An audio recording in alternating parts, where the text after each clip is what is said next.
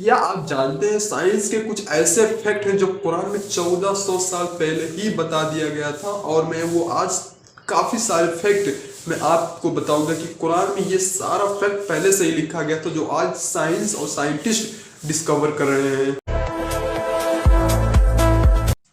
Hello दोस्तों, हम पहले टॉपिक के बारे में बात करते हैं जो हमारा अर्थ की क्रिएशन के बारे में। हमारा अर्थ आखिर कैसे क्रिएट हुआ, हमारा गैलेक्सी आखिर कैसे क्रिएट हुआ।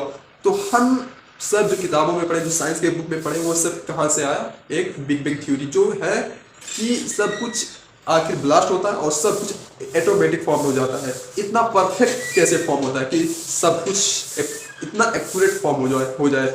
लेकिन ये सब मुझे झूठ लगता है। अगर यही सेम चीज अगर हम कुरान में देखें सूरह अल अंबिया में, वहां पे ये लिखा गया है कि पहले आसमान और जमीन एक साथ थी, फिर हमने उसको अलग किया।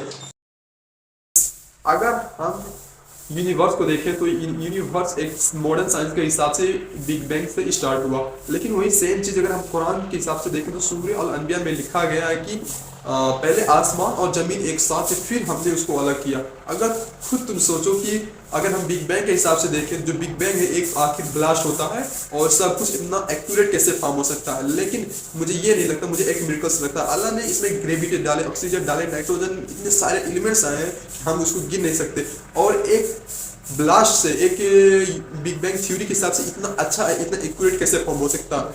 तुम खुद सेम ऐसे ही अगर हम आयरन की बात करें तो साइंटिस्ट को पता चला अर्थ पर जो आयरन है वो आउटर स्पेस से आया है मीटोर्स के थ्रू। कुरान में लिखा है और हमने आयरन उतारे जिसमें बहुत ताकत और लोगों के लिए फायदे हैं। सूरह अल हिदायत में ये लिखा गया है, देखा उतारा। ये वर्ड साइंटिफिकली बिल्कुल सही है, लेकिन इतना परफेक्टली कहां से हो सकता है? ये जो आयरन की बात हुई आज भी साइंटिस्ट उसको मान रहे हैं कि जो आयरन हमारे पृथ्वी में आया है वो बाहर से आया है, यानी मीटर्स के थ्रू। ये जो आयरन है आज हम यूज कर रहे हैं अपनी घर बिल्डिंग्स या एक्स्ट्रा पर्पज के लिए, वो हमारे यूनिवर्स का यानी हमारे अर्थ में नहीं था पहले से, वो बाहर से आया है। ये बात परफेक्टली कुरान में भी मेंशन है। ह्यूमन डेवलपमेंट के बारे में हम सब ने काफ़ी सारे थ्योरीज, काफ़ी सारे बुक्स पढ़े और हमें ये स्टार्टिंग से ही पढ़ाया गया कि एक ह्यूमन डेवलपमेंट आखिर कैसे होता है। ये सब अलग अलग किताबों में अलग अलग तरह से लिखा गया, लेकिन यही सेम चीज़ कुरान में क्या लिखा है? अगर आप सूरह अल मोमिनीन को देखते हैं तो वहाँ पे लिखा है कि हमने स्पर्म के ड्रॉप से ये सब बनाया है। उस टाइम पे आप खुद सोचो, बिना माइक्रोस्कोप के नॉलेज के ये सब बताना, ये सब कहना कैसे मुमकिन था? 1400 साल पहले ये भी मुमकिन हो सकता है या नहीं, इसके बारे में आप जरूर बताना। अगर हम मॉडर्न साइंस के बारे में देखें तो जो हर एक लिविंग बींग्स है वो आखिर कहाँ से बना? अकॉर्डिंग टू साइंस सब कुछ जो लिविंग बींग्स हैं वो सब पानी से बने हैं। वही सेम चीज अगर आप कुरान में देखेंगे तो ये सेम एग्जैक्ट चीज वही लिखा गया है। सूरह अल अंबिया 23 आयत को देखेंगे तो वहां पे लिखा है, और हमने पानी से हर जीवित चीज को बनाई। ये सेम एग्जैक्ट चीज वहां पे लिखा गया है। अगर हम प्लांट कंसेप्ट के बारे में बात करें तो कुरान के सूरह तोहा आयत 53 में ये लिखा गया है कि जिस जमीन को तुम्हारे लिए रहने के लायक और उसमें रास्ते बनाए और आसमान से पानी बरसाए, फिर हमने उसकी जरिया से हर किस्म की मुफीद कश्ती यानी मेल फीमेल प्लांट उगाई। हमने अपने साइंस की किताबों में, साइंस के बुक्स में या क्लास 10 में जरूर ये बात पढ़े होंगे कि हमारा जो यूनिवर्स है यानी गैलेक्सीज है वो एक्सपांड होता रहता है, यानी बढ़ रहा है। अगर वही सेम चीज अगर हम कुरान में देखें सूरह अद-दरियात में, वहां पे ये लिखा गया है कि और आसमान को हमने अपने हाथों से बनाया और हम उसे एक्सपांड करते रहेंगे। यही सेम चीज 1929 में एडविन हबल ने डिस्कवर किया कि जो हमारा यूनिवर्स है वो हर वक्त एक्सपांड हो रहा है। हबल टेलीस्कोप 1829 में ये बात कंफर्म किया कि जो हमारा यूनिवर्स है एक्सपांड हो रहा है, और ये सेम चीज कुरान में 1400 साल पहले ये बात लिखा गया था, बट इस बात पे कोई नहीं बात करता।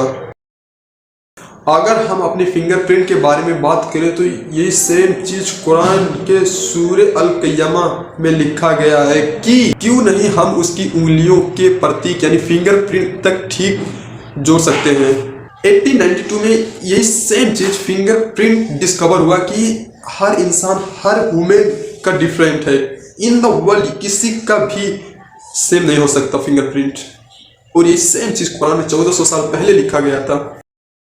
अगर मैं आपसे कहूँ कि समुंदर के अंदर एक लहर बहता, यानी लहर उठता और बहता भी है, और वो भी इंटरनल यानी अंदर ही अंदर से, तो ये बात आपके लिए मानना बहुत ही मुश्किल हो सकता है।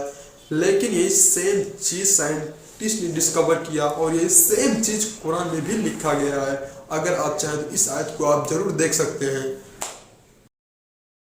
अगर हम फीमेल बी वर्कर को देखेंगे तो उनका काम क्या है और इनको लेके कुरान में क्या बात है, चलिए दिखाता हूँ आपसे, आप सभी को। और तेरे रब ने मधुमक्खी यानी होनी बी को हुक्म दिया, फिर हर किस्म के फूल का रस चूस कर उसमें एक शहद की यानी होनी बना।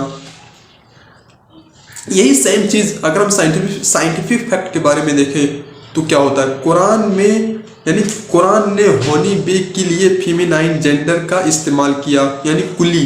मॉडर्न साइंस ने कंफर्म किया है कि वर्कर भी एक्चुअली फीमेल होती हैं। और मैं बता दूं कि कुरान ने होनी बी को फेमिनाइन प्रोनाउन दिया, और आज साइंस कंफर्म करती है कि वर्कर भी एक्चुअली फीमेल होते हैं, मेल भी तो बस रिप्रोडक्टिव के लिए होते हैं। इतना सारा सब कुछ, इतना सारा सब कुछ कुरान में आखिर कैसे?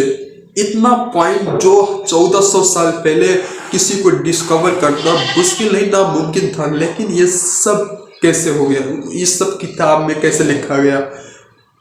और ऐसे सारे मैं काफ़ी सारे वीडियो बनाने वाला हूँ, तो आप लोग जुड़ सकते हैं।